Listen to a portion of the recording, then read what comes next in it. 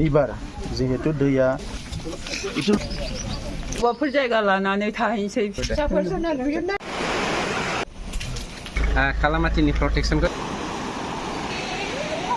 hello everyone आंनि गलाब Basumatary YouTube चैनलाव आरो आंनि गोदान भिडिअ नोंथांमोन बयखौ फिन आरोबाव बरायनाय जाबावबाय दा जोङो मोनसे गामियावहाय जोङो थांनो नागिरदों बे गामियानो जादों जाहैबाय सिसुबारि गामियाव दिनै बिटिसि नि CEM सार प्रमद बर' बिथाङा दिनै नुजाथिफैगोन जुदि आंनि भिडिअखौ नायनो इन्टारेस्टेडब्ला नोंथांमोना आंजों लोगोसे आंनि भिडिअखौ नायलांदो थुदो बिदिब्ला जों थांदिनि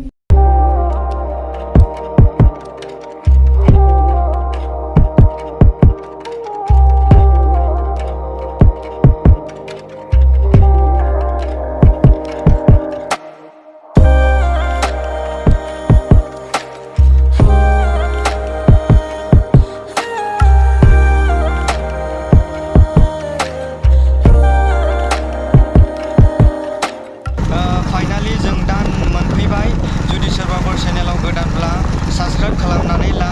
आरो भिडिअखौ जोबजासे नायलांबाय था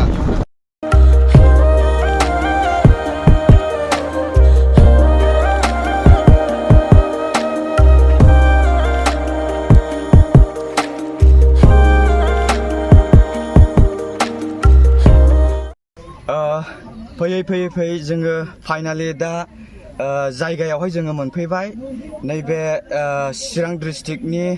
सिङाव थानाय सिसुबारि गामियावहाय जिनाखि जोंनि आइ आफा बिदा फंबाय बिब' बिनानावमोना नैबे सिसुबारि फिल्डआवहाय दा बिथांमोना रिलिफ थानांदों दा बे रिलिफआवहाय बेसेबां दुखु खस्थ' सहायनांदों दा बिथांमोनावहाय जों एसे सोंनानै लागोन माबायदि दुखु खस्थ' सहायनांदों मादै बे रिलिफआवहाय थानानै दैलां बोथोरावहाय अखा बोथोरावहाय बिराद जाखाबाय अयथासार खस्थ' ओरै फिसाफोर फरायनाय दं मा दं ओरै दैबो बारलांनो हाया स्कुलावबो थांनो हाया स्कुलाव थांनो जोंहा न'आनो उथायजोब्बाय गैखाया थानो न'आनो दङ ना मायानो दङ जि हाउजिंफोर मोन्दोंमोन बेफोरबो दिखुलाबायजाबाय बिराद खस्थ' आरो दा फिसाफ्राबो आंहाथ' सासे बिमायनावसो दोनहैनांबाय सासे ओमफ्राय दाख्लैहाय फाइनाल लिरनायाव माबा जादोंमोन सेकेन्ड इयाराव माबा फरायदों दा सेकेन्ड इयार पास जादों आरो बेखौथ' खोनानाय बायदिब्ला थांनाय बोसोरावहायनो नोंसोर रिलिफआवहाय दङमोन ने ओमफ्राय दा आरो फिन खेबसे नैबेयावहाय बे बोसोरावबो नोंसोरो रिलिफ थानो गोनां जाबाय ने खस्थ' खेबनै जाबाय एसे बुस्थुखौनो बेसे बोखारनो बेसे खोबफिननो थानो सुखुवा मानो सुखुवा जानाय गैया गोजोननाय गैया थानो मानो उन्दुनाय मानाय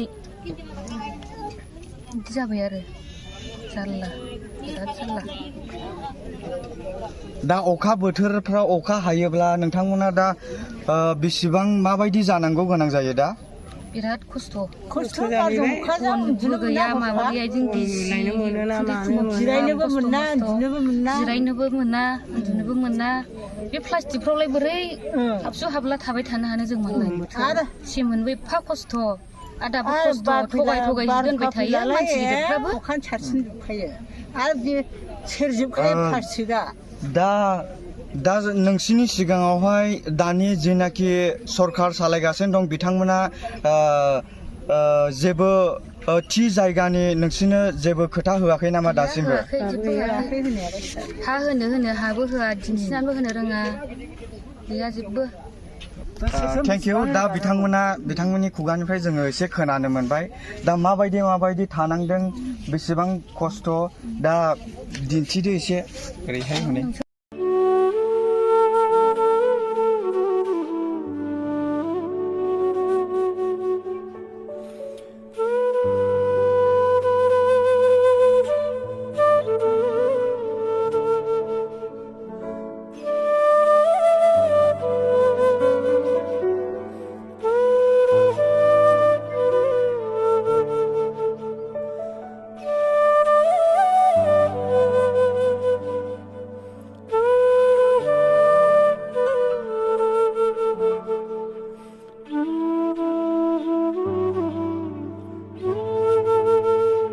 मा संदों मादै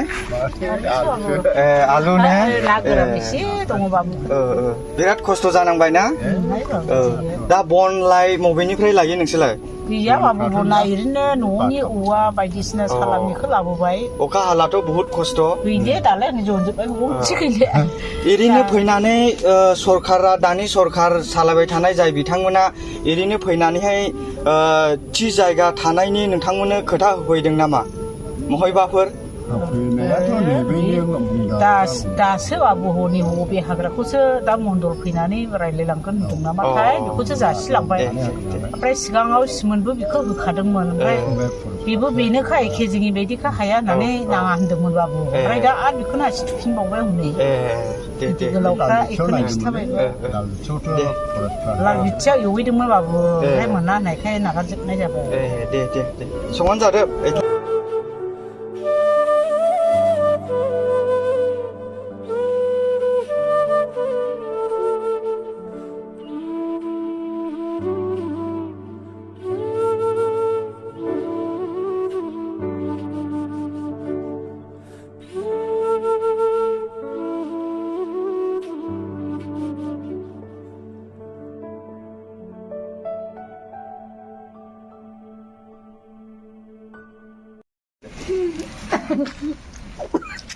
जों नै दा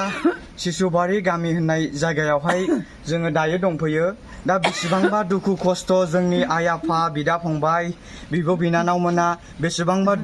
दुखु भुगिनांदों दानि नैबे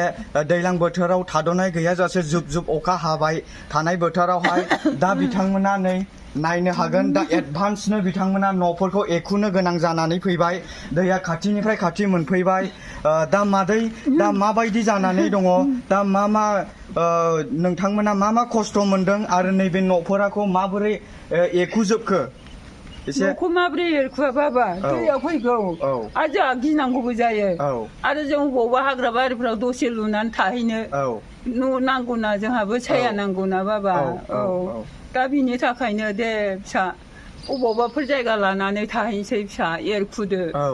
दैजोंथ' हाया बाबा सना गायग्रा हाखौ लांजोबबाय नियादि हाखौ आरो बिथाखौबो लाङोबा मा राहा जाबावगोन बाबा आयै बाबा अबाव थानानै गोजोनबावगोन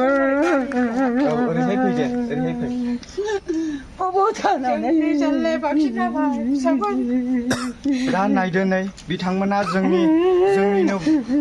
बर' बिमाफोरा दा बेसेबांबा दुखु खस्थ' सहायनांदों बेनिखायनो जाहाथे जिनाखि दा बिथांमोना सरकार सालायगासिनो दं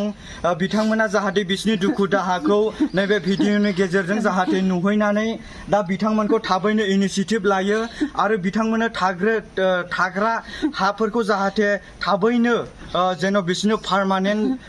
बानायनानै होयो जों दानि जिनाखि सरकार बिथांमोना सालायदों दा बिथांमोनखौ जोङो खावलायनो लुबैयो दा बिथांमोननि दुखुखौ नुनानै जोंनि बर' बिमानि दुखुफोरखौ नुनानैहाय दा नोंथांमोना एसे बे नै सिसुबारि गामिनि जिनाखि दै खुरख्ल' जादों जायफ्रा न'फोरखौ एडभान्स सिफायदों नैबे बिथांमोननि जाहाथे बिथांमोनखौहाय नोजोर बोनानै थाबैनो बे सरकारा इनिसियेटिभ लायो दा मादै माबायदि दुखु खस्थ' न'फोरखौथ' नोंसोरो एखुजोबग्रोना लाबाय नै दा माबायदि दुखु खस्थ' सहायनांनानैहाय दङ दा दुखुनि थाखायनो एरखुनाय जादों बाबा सना अबाव थानानै गोजोनगोन माबा बुस्थु मोनाबा जों बिराद जारला जासिगोन होननानै अबाव थाहैनो खारनोथ' हागौ दा नोंसोरो जेनाखि बिथांमोना दा सारमोना जोंहा लिडारफ्रा दा सरकार सालायगासिनो दङ बे सरकाराखौ नोंथांमोना माबा मोनसे बुंहरनो बा माबा मोनसे खोन्थाहरनो नोंथांमोना सानदों नामा खोन्थाहरनांगोन बुंहरनांगोन बाबा जोंहाबो खुगा दं हिसाबै नियादि हा आंनि नामैमोन बिदा फंबाय बायना होनाय दा बेबो गैला 11 बिगा 5 काठा 5 लेसामोन आंनि जाथि बंस' बायना होनायमोन दा बेबो थांजोब्बाय आरो न' बांखौबो आइ आफायाबो अननानै होदोंमोन गंसे आरो फिसायाबो खस्थ' मस्थ'यै दुखु दाहायैबाबो लुदोंमोन गंनै बेबो थांबाय बाबा मा खालायबावनो होमबा जोंहा अबाव जिबना गोजोनबावगोन मा जाखो दा बिनिखायनो थाबैनो जिनाखि बिथांमोना दा सरकार सालायगासिनो दङ आरोबाव आङो फिन खनसेबाव बिथांमोनखौ आङो खावलायनो लुबैयो अन्नानै नोंथांमोना जोंनि आइ आफा बिदा फंबायनि गाबनायफोरखौहाय नुनानै जाहाथे सरकारा थाबैनो इनिसियेटिभ लानानै बिसोरनो पार्मानेन्टलि थाग्रा जायगा हरथात हाफोरखौ बिथांमोननो जेन' बेबस्था खालामनानै होयो थेंक इउ जाबाय बाबा थेंक इउ दे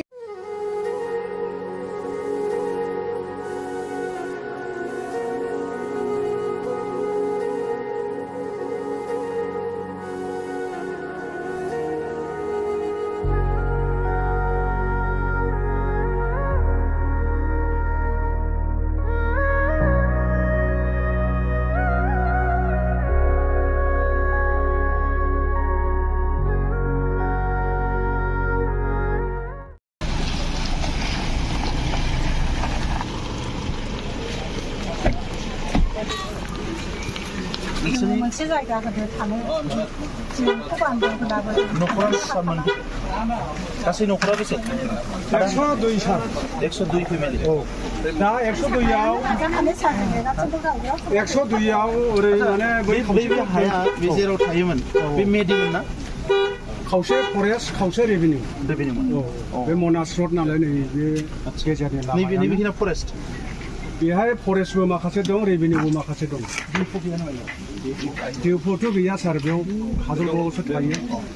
माने दा डिएफअ फैगासिनो दङ आच्छा आच्छा 102टा फेमिलिनि नाम न'खरबेसेयाव साबेसे जोङो लिरनानै हरो माने संख्याखौबो नांगौ संख्याखौबो न'खरसेयाव साबेसे आरो बिगोमानि मुंफोरखौ आच्छा दे गार्जेन सारजों गामिखौबो बानायनो नागिरदों थाजा नायगोन आं 5 तारिखआव फैगोन 5 तारिखआव मिथिगोन नोंसोर बुंलायना आं मिथिखागोन गासैखौ जाय लिरनानै हरदे आच्छा सार खामानि मोनजालायाखैमोन जोङो मानसि थिनहरबाय थादों माने एसे र' आं 5 तारिखआव फैगोन दा नोंसोर सोलिबाय था फुरा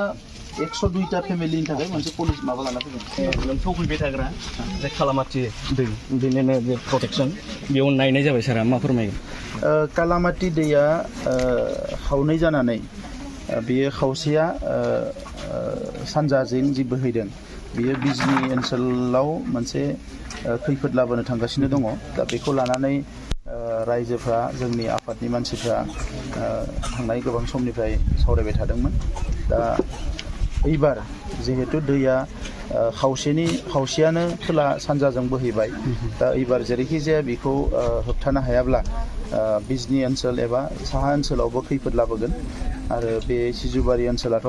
गोबां खैफोदाव गोलैखाबाय दा बेनिखायनो आङो दिनै बेखौ नायदों जोंजों लोगोसे आंजों लोगोसे फरेस्टनि इएम दङ हेन्डलुमनि इएम दङ आरो डिपार्टमेन्टनि सेक्रेटारि दङ चिरांनि एसपि दङ जों गासैबो थांनानै जों नायहैदों आरो गाबोन फुंनिफ्राय बेखौ खावसेथिं जेराव दैया गावनि कर्सखौ सोलाय नागिरदों बेखौ बन्द खालामनानै गोजाम कर्सजोंनो एबा गोजाम लामाजोंनो दैखौ हगारहरनायनि बेबस्थाखौ जों खालामनो सानदों आरो गाबोननिफ्रायनो बे खामानिया जागोन आरो नैबे सिजुबारि ओनसोलाव जेराव इर'सन जादों बे इर'सन प्रटेक्सननिखौबो डिपार्टमेन्टखौ दायित्व होनाय जादों आरो आंबो फैगौ 5 तारिख नङाबा 6 तारिखआव फैनानै बे ओनसोलाव नायफैबावगोन आरो बेनि खामानिखौ कन्टिनिउ खालामगोन नैबेयाव 102 न'खर दङ जायफ्रानोखि बैनिफ्राय खारना फैनो गोनां जादों दा बिथांमोननि पार्मानेन्ट सेटेलमेन्टनि थाखाय जोङो रायलायनानै माबा मोनसे बेबस्था थाबैनो खालामगोन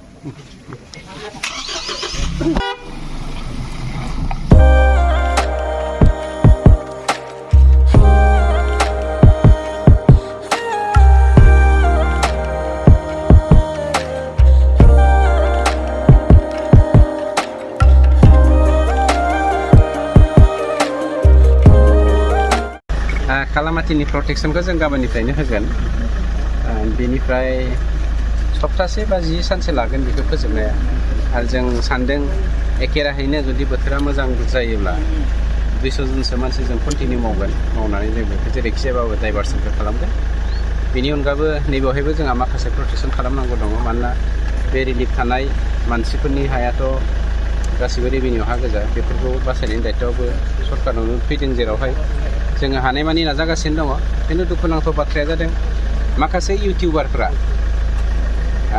माखासेखौ जों थोंजोङै मुं खारिनानै बुंनो हायो खिन्थु जों खारिनो गोसो गैया माने जानला मोनला नङैनि हारिनि थैजों सोमोन्दो गैयै माखासे इउटिउबारफोर दङ गावनि बेक्तिगत सार्थखौ जाफुंहोग्रा बिसोरो जाहाथा मेसेज होलाबायनानै मानसिनि गेजेरावहाय बिशृंखला सृष्टि खालामनो नागिरबाय दङ आं बिथांमोनखौ सांग्रां जानो होदों हारिनि थाखाय मावनो नागिरदोंब्ला आरो हारि मावनायजों लोगोसे गावनि उदैनिबो सोमोन्दो दंब्ला मोजाङै मावथों नङाब्ला बे हारिया खहा जायो बेखौ सांग्रां जानाया स्पेसियेलि दैबानाजों जे भुगिनांनाय बिथांमोननि थाखाय माबाफोर राहा लादों राहा लामायाथ' ओरैनोथ' गभमेन्टनिफ्रायथ' होगासिनो दङ रिलिफ जोंनाव इमारजेन्सि रिलिफ फान्ड थायो बेखौ रानगासिनो दङ आरो जोंनि बिटिआर सरकारनिफ्रायबो माबायदि बेबस्था लायोब्ला माबायदि जागोन बेखौ जोङो ग्रेजुवेलि मावलांगासिनो दङ नायलांगासिनो दङ खिन्थु मिथिंगानि जाब्रबथायजों फेर फाथिनाया एसे गोरलै खोथा नङा अब्लाबो समजों खारफानाया मानसिनि दायित्व बेखौ जों दैबानाजों माखासे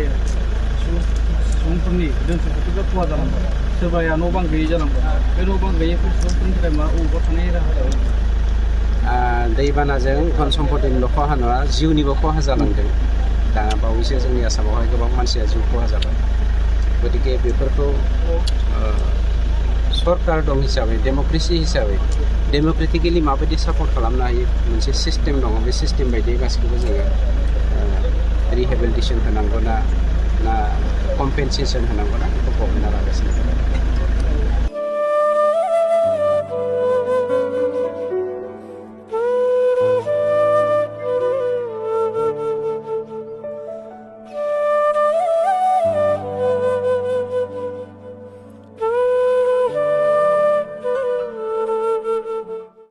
नैबे बोहैबोनाय दैयानो दा मादैमोनखौ बेसेबांबा दुखु खस्थ' जारला हरखाब नैबे सिसुबारि गामियाखौहाय दा दुखु गोनां खालामबाय दा नै एडभान्सनो बिथांमोना न'फोरखौ एखुजोब्बाय एखुनानैहाय दा नै बे दैयानो नै दैयाखौ एसे दिन्थिदो आरो मादै नोंसिनि हाया बेसेबां गुवारमोन ओरैहाय जोंनि हाया औ बहाय बिगासेनि बारा दंमोन दा खुदै दैया खुरजोब्बाय आरो नोंथाङा जे गायग्रा हा दङ होननानै बुंदोंमोन गायग्रा हाया अबेखिनियाव दङमोन दा दै गेजेर जाबाय ने दै थांजोब्बाय बेसेबांसो बिगा दङमोन मादै 11 बिगा फास्लिखा गायग्रा हाया ने दा नायदो नै जोंनि बर' बिमा बिफाफ्रा माबायदि दुखु खस्थ' दा बिनिखायनो जाहाथे आं सरकाराखौ बारे बार खावलायनो लुबैयो जे नोंथांमोना थाबैनो नैबे सिसुबारि गामियाखौहाय जायनाखि बिथांमोना दैबानाजों न'फोर लांजाबाय हाफोर खुरखाजाबाय नैबे बिथांमोनाखौ नोजोर बोनानै जेन' थाबैनो इनिसियेटिभ लानानै बिसोरनो पार्मानेन्टलि मोनसे थाग्रा जायगाखौ जेन' सरकारा थाबैनो बानायनानै होयो गोजोन्थों थेंक इउ बाबा दंग'आ बै जोंसोमोन बाहाय 1.5 बिगा हा दंमोन सानजावनि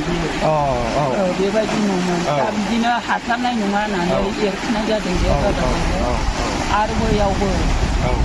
बैयावबो न'सेमोन बेबो हास्लाबैनि माबा एरखुखादोंसोमोन दा गैला मालाय एरखुखादों दा जोंनि बायदि बेयावबो बे दैयावबो न' दङमोन ने आयो बाबा बेनो थावजों बै दा नायदो नै बिथां जों मादै खावलायनाय बायदिब्ला बुंनाय बायदिब्ला नै बिथांनि बेयावहायबो न' दङमोन दा नैबे